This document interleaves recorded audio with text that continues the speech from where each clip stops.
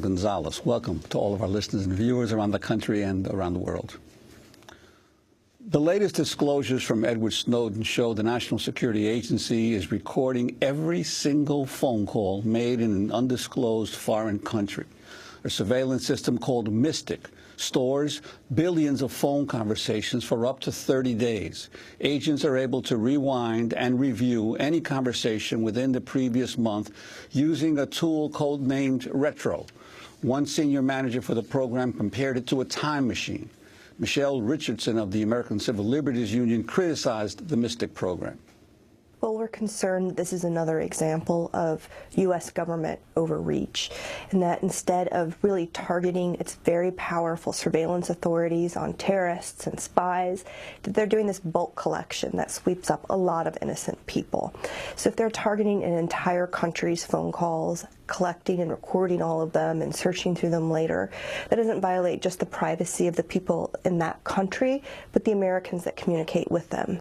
The Washington Post broke the story Tuesday. The paper said it withheld details that could be used to identify the country where the system is being employed at the request of the U.S. government. The paper also revealed last year's secret intelligence budget named 5 more countries for which the Mystic program provides comprehensive metadata access and content, with a 6th expected to be in place by last October. Our first guest today is independent privacy and security researcher Ashkan Soltani, who co-wrote the Washington Post piece. He's also co-written a series of other exposés for the Post that revealed how the NSA uses Google cookies to pinpoint targets for hacking, and how the NSA secretly broke into the main communications links that connect Yahoo and Google data centers around the world. Ashkan Soltani, welcome to Democracy Now! Why don't you lay out what you found? 100% of the calls in a particular country are being recorded by the NSA? That's right. So our reporting demonstrates the NSA's capability in at least one country to capture the entire communications. And this is not targeted communications, this is communications in bulk. So people's conversations to, from, and inside the country are available to the NSA to be kind of retroactively accessed. So they can later go back in time and say who was talking to whom, or particularly look up particular conversations of interest. Now, your article seemed to indicate that the biggest problem the agency had was its storage capacity. It's a bit how to mine this information just because of the sheer volume involved. Could you talk about that? Yeah, that's actually been a common thread in most of the stories that we've come out with, including the data center one. We previously covered the NSA's accessing of address books. This is like who the address books in your phone. And often our common theme is that the NSA hits up on technology barriers, so limits to storage, limits to bandwidth, limits to processing power. And that's when we see the information in the slides that we have. And that's really telling, since it highlights a kind of a larger problem, which is that the limitations are not legal or policy restrictions, right? The limitations are technical restrictions. And as technical capacity goes up, I think the NSA will be kind of growing these programs. We're already aware of one large data center being built in Utah, which will have kind of a very large capacity to store this type of communication. And again, we're going to need to look to legal restrictions to kind of minimize this collection rather than technical ones. Ashkan, how does the conversation go with the U.S. government and the Washington Post when they make their case for you not identifying the country that is 100% monitored, all the phone calls? I can't get too into the details, but typically there's a conversation on both sides of kind of the editors, the writers, the government, all kind of weigh in on what they think is and isn't important to cover. We felt that kind of our representation, our highlighting the existence of this program, and it is an ongoing program. It's in place still.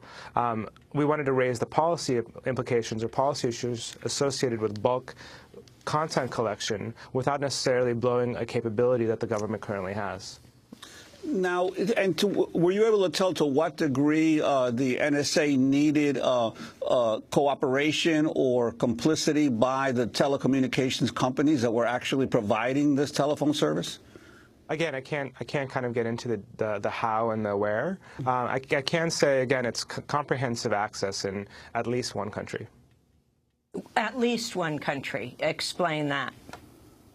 So the documents we had were from last year, and they indicated a system up and running, and they would kind of go from earlier coverage to 100% towards when we saw the documents. But they hinted at the expansion of this program in at least one other place by October 2013, or October of last year, and there was kind of hints in the documents and in the budget documents that this capacity would be growing to other places as soon as the technical capacity was there.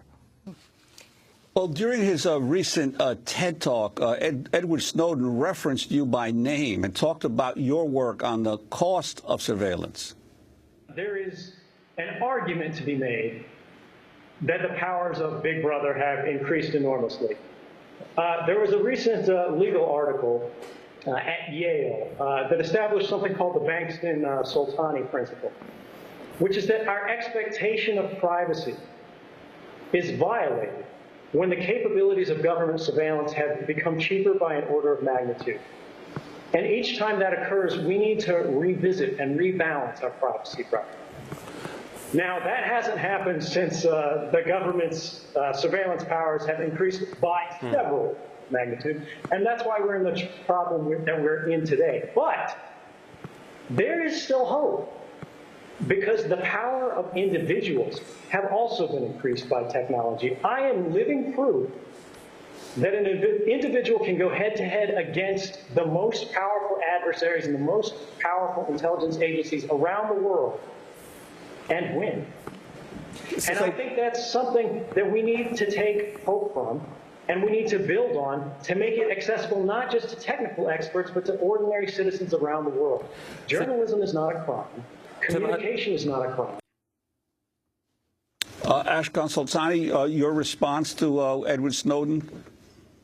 So he was highlighting a paper that we wrote, I co-authored with Kevin Bankston, looking at the Supreme Court U.S. versus Jones decision. It was a landmark privacy decision where they found that 28 days of continuous surveillance, location surveillance of an individual violated the Fourth Amendment. They actually kind of hung it on a particularity with regards to access of the vehicle, but there was multiple concurring opinions of kind of describing the problem with mass prolonged surveillance. And so what we tried to do, we tried to kind of figure out what was the hook. There was a following that decision, there was a hearing in which I think Rep. Dowdy kind of went through a line of questioning and saying, well, why do we need Fourth Amendment protections around location surveillance? Do I need do I need a warrant? Do I need kind of probable cause to go and follow someone around on the street? Do I need to do so if I'm a police officer? Do I need a warrant to follow them around by car, by air, etc.? And the answer to this is no, you do not, right? A police officer can decide to follow you, can decide to spend his time following you on the street and to do his job. And I think the key of that assumption is that the police officer would find it worth his time to follow you. He would be not following someone else that might be kind of more likely to be a suspect, and he would be spending his own precious time doing it. Technology's changed that. So what we looked at is we tried to highlight in terms of just dollars, what would it cost to follow around someone on foot traditionally, covertly, and how has technology changed that calculus? And so, for example, if a police officer wants to follow you around on foot, an average salary of a police officer comes down to something like $50 with benefits, including kind of overtime and all this kind of stuff. And if he wanted to do so, or if the police wanted to follow you around covertly, they'd need 5 or so agents in what's known as a floating box formation, so people could swap in and swap out, and you wouldn't know who's following you. That's somewhere on the order of $250 an hour to follow an individual throughout the day, right? And there's like human limits to that, but let's just, for the sake of argument, take that as a base number. Now we compare that to what we know around what telephone providers or telcos charge the government for location tracking using your cell phone or using a GPS device. And that comes down to somewhere to like $10 an hour down to even 4 cents an hour for an entire month to track someone on Sprint's network. So the government can pay a flat rate to Sprint, and it comes down to something around 4 cents an hour to track an individual. That's very different than $250 an hour to track an individual, and as such, the calculus is orders of magnitude less, right? They have orders of magnitude less barriers to be able to track you on the street, and therefore they're more likely to do so.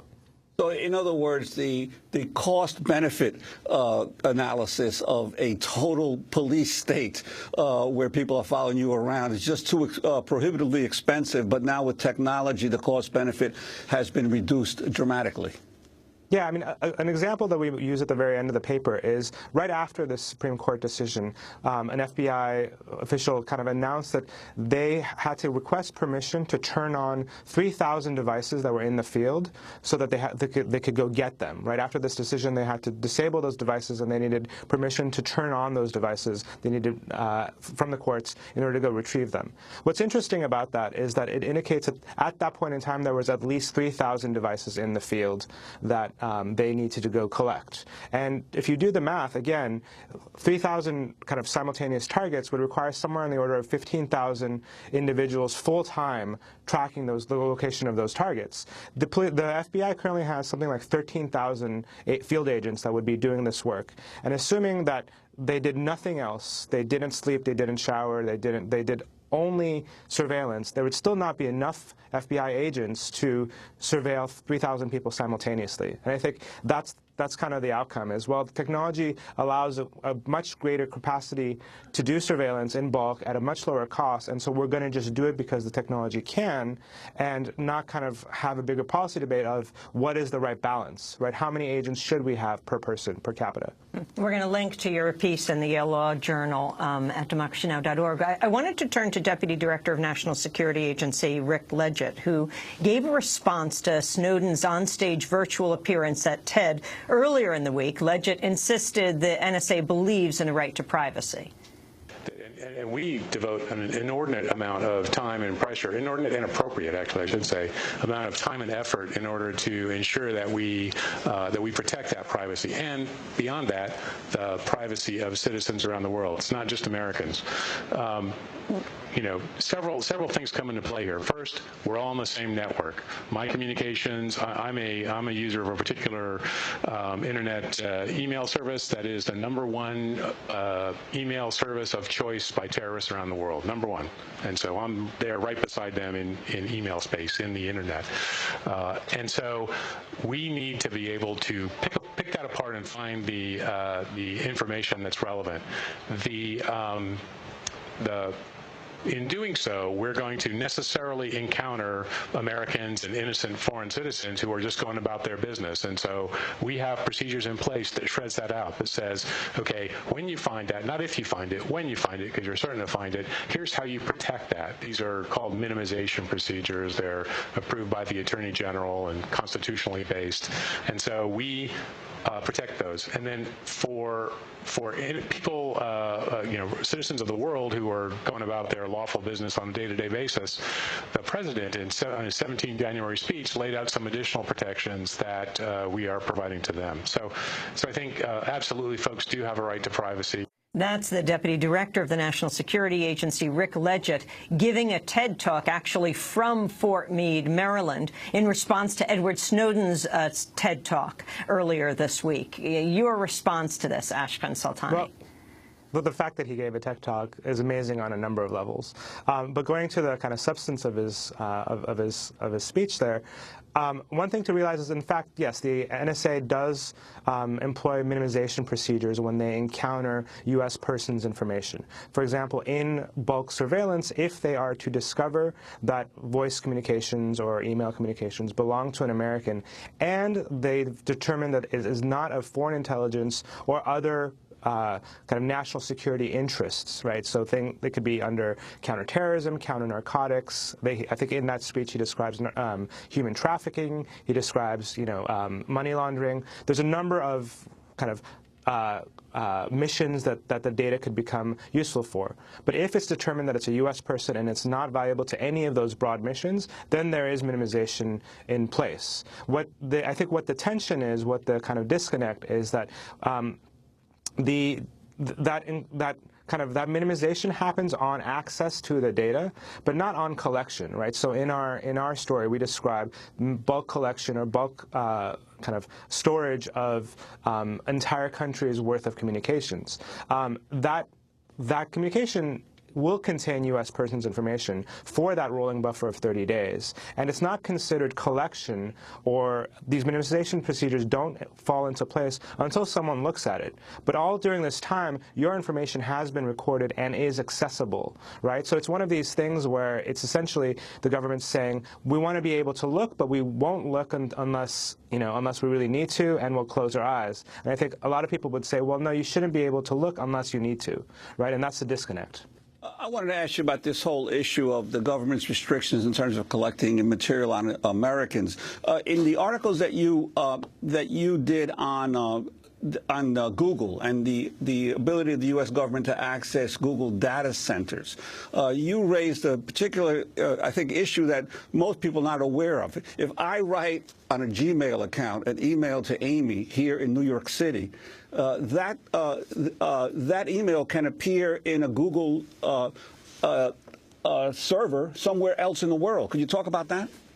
That's right. So as we're moving to a cloud-based kind of architecture, as more of our services are cloud-based, what that means is the servers are distributed all over the world, and they replicate and they're redundant to one another, such that if California fell off the grid sometime, that your emails and your communications are still accessible, right? And so what happens is, in the scenario you described, if you're in New York, you might be talking to either Mountain View data center or something in North Carolina, a data center in North Carolina. Your emails and your activity, your login, your kind of the data that you generate will be housed in North Carolina, but it will immediately get replicated to Google's data centers all over the world, the ones in Iceland or the ones in Japan.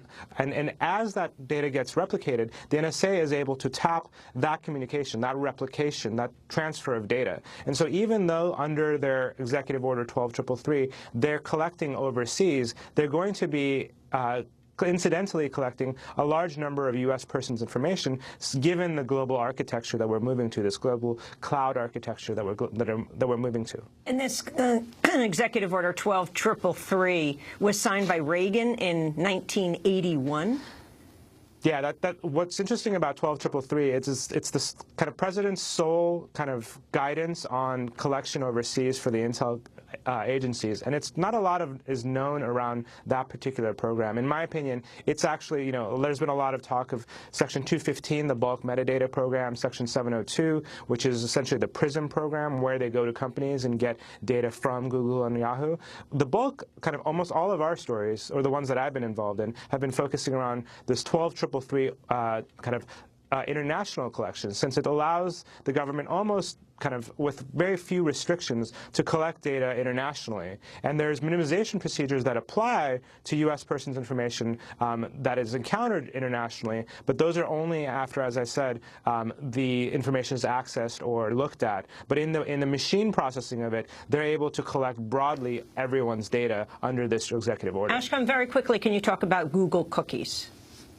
Sure, absolutely. So another one of the stories in the story we did on location tracking, we kind of highlighted the government collecting information broadly from mobile devices, from cell phone networks, a variety of sources to track people's location. 5 billion records a day, I think, was what we described. One of the findings from that particular kind of line of research was that the government was also using or relying on Google cookies to identify individuals. And so the purpose might seem strange, but this goes back to the cost of surveillance and the cost to do identification, right? So you guys at Democracy Now! Might use the internet, and all of you will be behind the Democracy Now! Firewall, and you would appear as the same user, the same IP address. And so the government couldn't identify one of you versus another, right? But because you use Google services, Google will essentially essentially identify you guys individual. They'll set cookies for each user that's unique to that user. And so what we found is the government was in fact relying on Google cookies, Yahoo cookies, a bunch of services to uniquely identify users that they couldn't otherwise do. Again, an indication of their growing capacity due to the kind of change in our global telecommunications network. They're benefiting from it, or they're able to leverage it in a kind of a really interesting way. Ashkan Soltani, we want to thank you very much for being with us, independent privacy and security researcher.